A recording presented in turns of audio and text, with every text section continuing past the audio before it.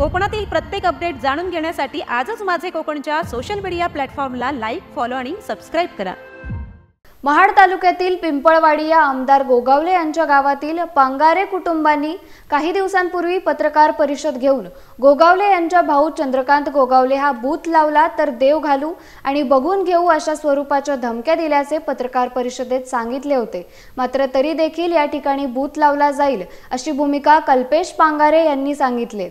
महाड उपविभागीय पोलीस अधिकाऱ्यांनी याबाबत बूथ लावणाऱ्या कल्पेश पांगारे यांना संरक्षण देण्याऐवजी ज्यांनी धमक्या दिल्या आहेत त्यांच्या पाठीशी राहून कल्पेश पांगारे याला तात्पुरत्या स्वरूपाची हद्दपार नोटीस बजावली आहे। याबाबत महाड पोलिसांच्या कामाबाबत आश्चर्य व्यक्त केले जात असताना कल्पेश पांगारे काय बोलत आहेत ते पाहूयात।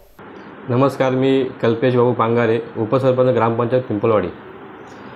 मी उद्धव बाळासाहेब ठाकरे पक्षाचा निष्ठावंत कार्यकर्ता आहे।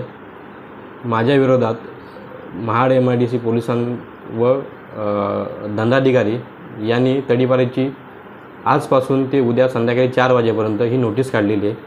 मी तिथं आमदार भरत गोगावले यांच्या राजकीय दबावाखातर ही मला नोटीस काढलेली आहे।